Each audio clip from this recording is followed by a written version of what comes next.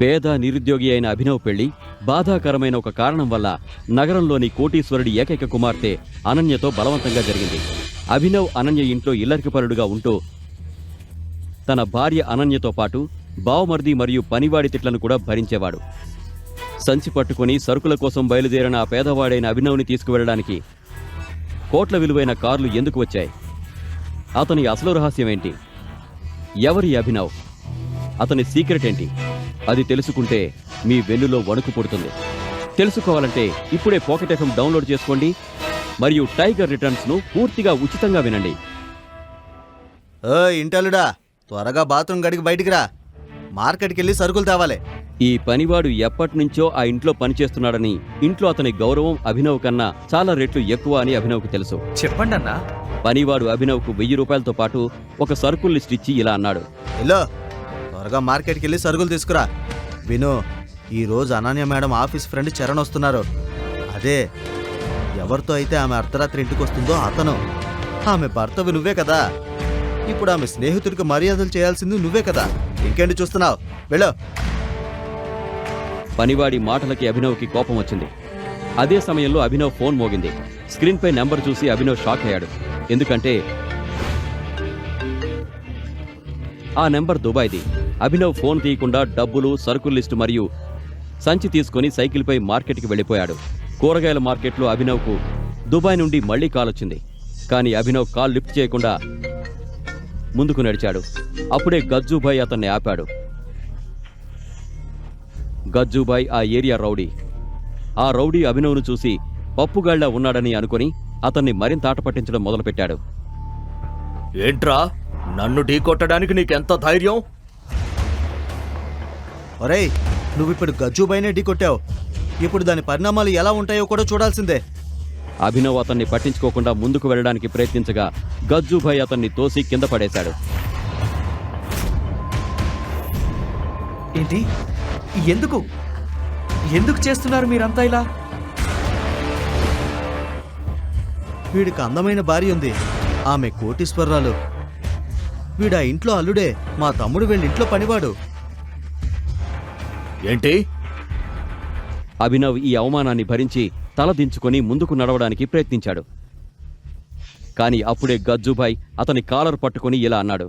అయితే మేం వీడి కోటీశ్వరాలైన భార్యతో పార్టీ చేసుకుంటాం, అనన్యతో. గజ్జుభాయ్ మాటలకి రౌడీలంతా గట్టిగా నవ్వడం మొదలుపెట్టారు. అప్పుడే అభినవ్ ఫోన్ మళ్లీ మోగింది. ఏంట్రా, నీ డార్లింగ్ ఫోనా? ఒక్కసారి నేను కూడా వింటాను దాని తీయని వాయిస్. మీకు నన్నేమైనా అనాలని ఉంటే అనండి, కానీ ఆ ఫోన్ మాత్రం తీయకండి.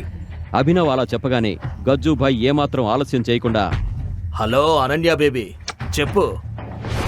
కానీ ఆ తర్వాత ఫోన్లో అవతలి వ్యక్తి గజ్జుభాయ్తో చెప్పిన మాటలు విని గజ్జుభాయ్ వణుకుతూ చెమటలు పట్టి అభినవ్ ముందు మోకరిల్లి ఇలా అన్నాడు. మమ్మల్ని క్షమించండి భాయ్. అరే, నేను మిమ్మల్ని గుర్తించడంలో పొరపాటు చేశాను. అప్పుడే దుమ్ము రేపుతూ అందరూ చూస్తుండగానే 3 బ్లాక్ కలర్ ఖరీదైన కార్లొచ్చి ఆ రౌడీల ముందాగాయి.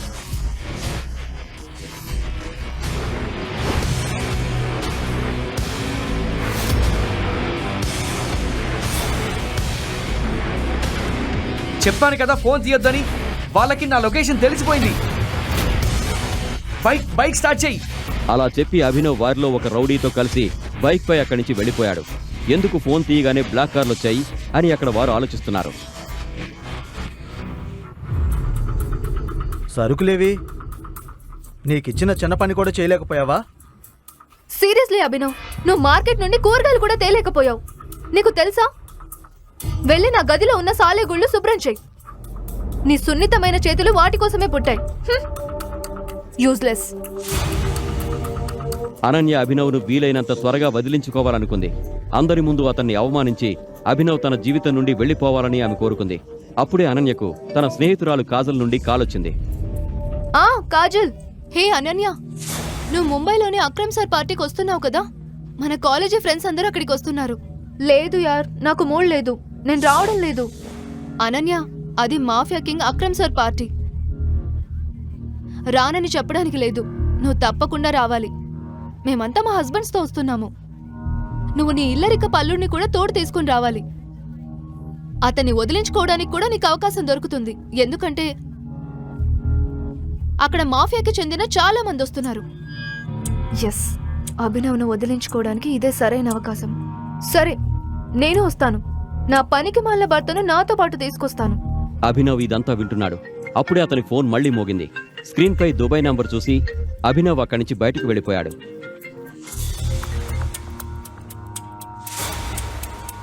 నా పనికి మాల భర్తకి తన ఫ్రెండ్ ఊరి నుండి కాల్ చేసినట్టున్నాడు. సరే, అతన్ని నా డ్రైవర్గా తీసుకొస్తాను. Okay okay, see you, bye. ఇప్పుడు హైదరాబాద్లో అనన్యకు కూడా దిమ్మ తిరిగిపోయే విషయం జరగబోతోంది.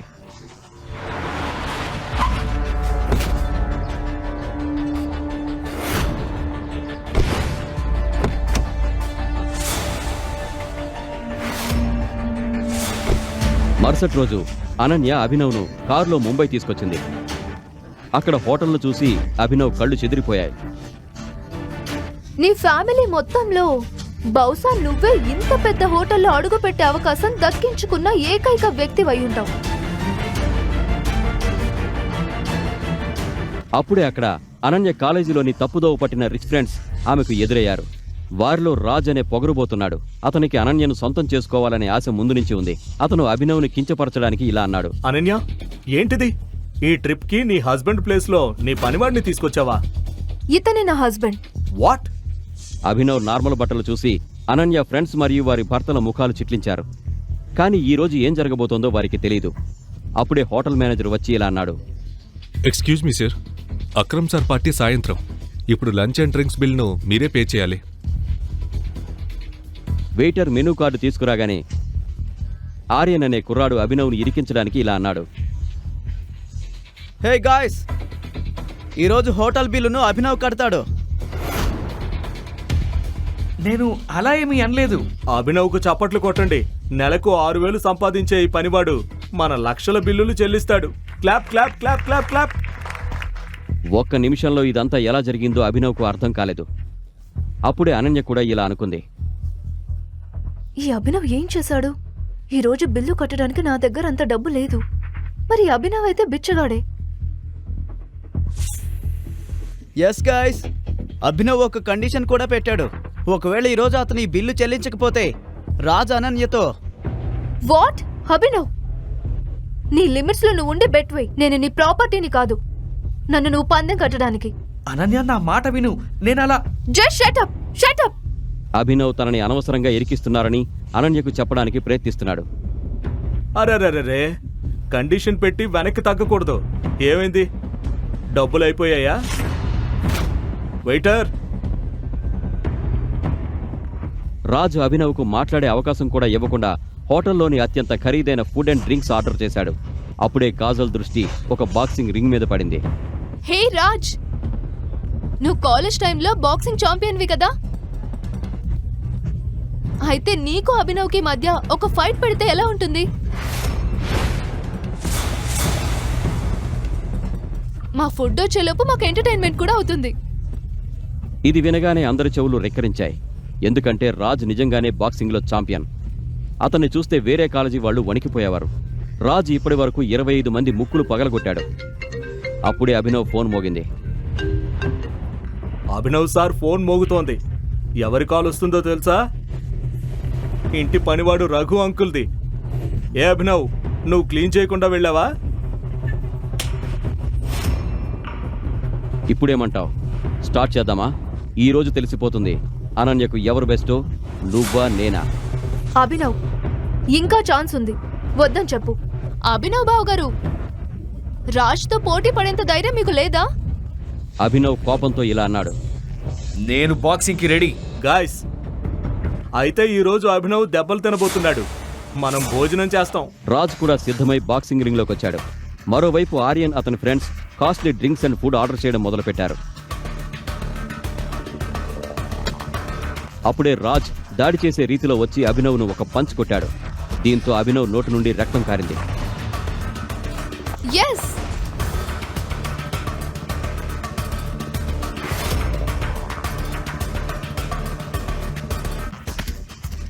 ఆ తర్వాత రాజ్ అభినవ్ను పంచులు కొడుతూనే ఉన్నాడు. అతనికి చేయెత్తే అవకాశం కూడా ఇవ్వలేదు.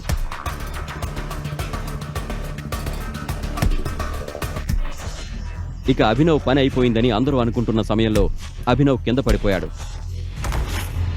ఇంకా ఆపే అభినవ్, ఓడిపోయినట్లు యాక్సెప్ట్ చేయి. ఇప్పుడే బయటికి రా. అనన్య అలా చెప్పగానే బాక్సింగ్ రింగ్ బయట ఉన్న అభినవ్ ఫోన్ మోగడం మొదలైంది. అనన్య ఆ ఫోన్ చూడకూడదనే తొందరలో అభినవ్ లేచి రాజుపై దాడి చేశాడు. అభినవ్ రాజుకు ఎంత గట్టి పంచిచ్చాడంటే రాజ్ అక్కడ అపస్మారక స్థితిలో పడిపోయాడు. అనన్య దృష్టి అభినవ్ ఫోన్ నుండి కింద పడిపోయిన రాజు మీదకు మళ్ళింది. బాక్సింగ్ ఛాంపియన్ రాజ్ను అభినవ్ ఒక్క దెబ్బకే కింద పడేశాడు. ఇలాంటి పంచ్ ఒక ప్రొఫెషనల్ ప్లేయర్ మాత్రమే కొట్టగలడు. ఈ అభినవ్ తప్పకుండా ఏదో సాధిస్తాడు. అప్పుడే అభినవ్ బయటకు వచ్చి తన ఫోన్ తీసుకున్నాడు. పర్వాలేదు రాజ్, అతను నిన్ను ఇక్కడ ఓడించినా టెన్షన్ పడుకో. మేము బిల్లును చాలా ఎక్కువ పెంచేశాం కదా. అతను 7 జన్మలు ఎత్తినా కూడా ఈ బిల్లుని కట్టలేడు. సార్ ఇదిగోండి మీ బిల్ 5,40,000. వాట్? పర్వాలేదు, మన అభినవ్ సార్ ఉన్నారు కదా, అతను అందరి బిల్లును పే చేస్తాడు. అభినవ్ను చూసి ఆ వెయిటర్ కొద్దిగా కన్ఫ్యూజ్ అయ్యాడు. అతను వేసుకున్న బట్టల ద్వారా అతన్ని వెంటనే అంచనా వేశాడు. సార్ ప్లీజ్ రిసెప్షన్కి రండి.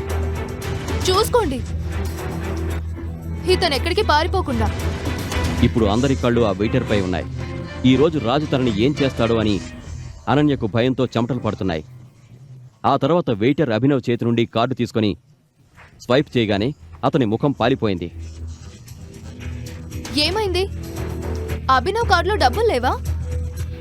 అతని కార్డులో డబ్బులు లేకపోతే చెప్పేయండి. అతని గౌరవం గురించి ఆలోచించకండి. అనన్య ముఖం పాలిపోతోంది. ఎందుకంటే అభినవ్ డబ్బులు ఇవ్వకపోతే రాజు ఈరోజు తన కోపమంతా ఆమెపై తీర్చుకుంటాడు. విషయం ఏంటే? వీరి దగ్గర అస్సలు డబ్బు లేదా? వెయిటర్ ఏదైనా చెప్పేలోపే సడన్ గా హోటల్ మెయిన్ డోర్ వద్ద కొంతమంది Z+ సెక్యూరిటీ గార్డ్స్ వచ్చారు. అందరి దృష్టి అటువైపు మళ్ళింది.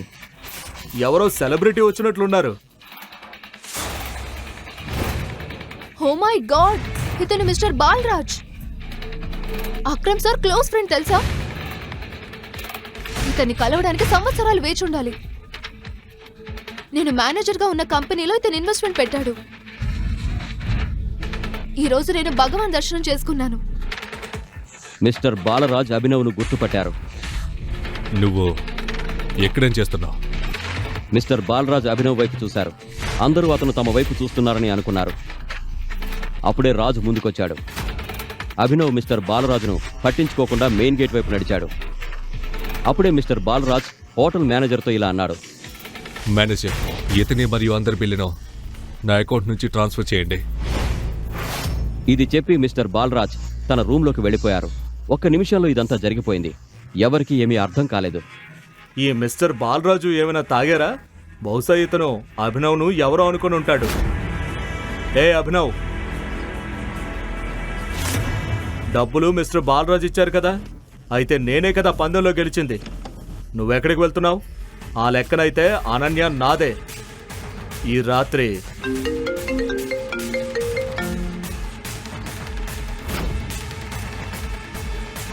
రాజ్ ఫోన్ ఇవ్వు. ఫోన్ పదే పదే మోగడంతో రాజ్ బాక్సింగ్లో ఓడిపోయినందుకు ప్రతీకారం తీర్చుకోవడానికి అభినవ్ను ఉద్దేశిస్తూ ఇలా అన్నాడు. సూపర్ స్టార్ నుంచి ఫోన్ వస్తున్నట్లుంది నీకు. పదే పదే మోగుతోంది.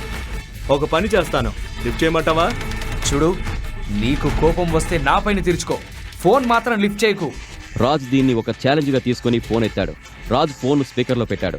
ఫోన్లో అవతల వైపు నుండి ఒక వాయిస్ వినిపించింది. బాస్, మాకు మీ లొకేషన్ దొరికింది.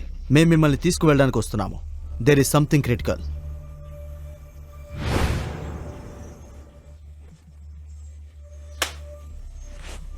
ఎవరో రిక్షా వాడిదో క్యాబ్ వాడిదో ఫోన్ అయి ఉంటుంది. వీడినెవరు బాస్గా అనుకుంటున్నాడు? అనన్యకు కూడా ఇది చూసి నవ్వొచ్చింది. కానీ అప్పుడే జరిగిన ఒక ఘటనకు అందరూ సైలెంట్ అయిపోయారు.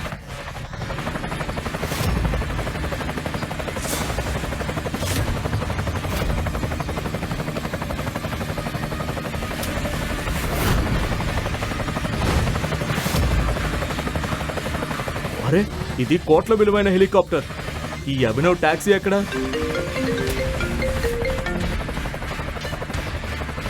ఆ తర్వాత అభినవ్ ఫోన్లో ఏదో చెప్పాడు. హెలికాప్టర్ అక్కడి నుంచి వెళ్ళిపోయింది. వెంటనే ఒక టాక్సీ వచ్చి అభినవ్ ముందు ఆగింది.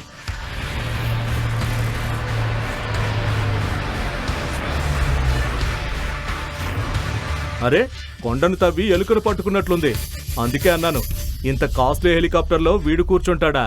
చూడు, వీడి టాక్సీ వచ్చేసింది. కానీ దుబాయ్ నుండి పదే పదే వస్తున్న ఫోన్లు, ఈ కాస్ట్లీ కార్లు, హెలికాప్టర్ ఒక సీక్రెట్ను రివీల్ చేయబోతున్నాయి. అది తెలుసుకుంటే మీ వెన్నులో వణుకు పుడుతుంది. అభినవ్ త్వరగా టాక్సీలో కూర్చుని వెళ్ళిపోతుండగా అప్పుడే రాజ్ అండ్ మిగతా వారికి అభినవ్పై అనుమానం వచ్చింది. గాయస్, మీకెవరికైనా తెలుసా తన భార్యను ఇక్కడ ముంబైలో వదిలిపెట్టి ఎక్కడికి ఎవరిని కలవడానికి వెళ్ళాడు?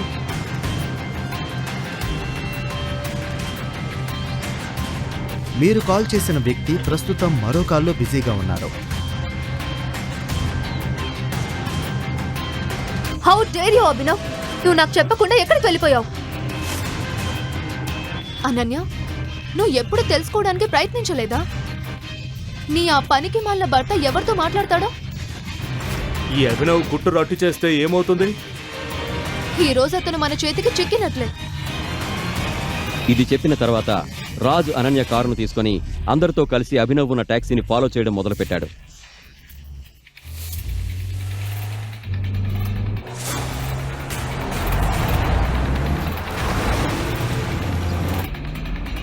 రాజ్, త్వరగా వెళ్ళండి.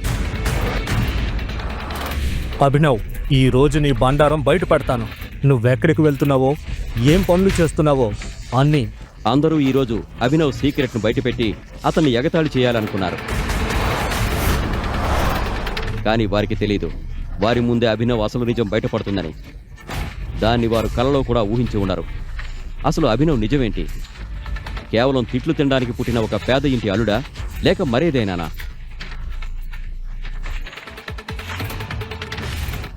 ఎక్కడికి వెళ్ళకండి, అభినవ్ సీక్రెట్ ఇప్పుడు బయటపడబోతోంది. ఏ ఆగాగు. అభినవ్ టాక్సీని సడన్ గా పోలీసులు ఒక చెక్ పోస్ట్ వద్ద ఆపారు. రాజ్ కారును కొంచెం దూరంలో ఆపి తమాషా చూడడం మొదలుపెట్టాడు.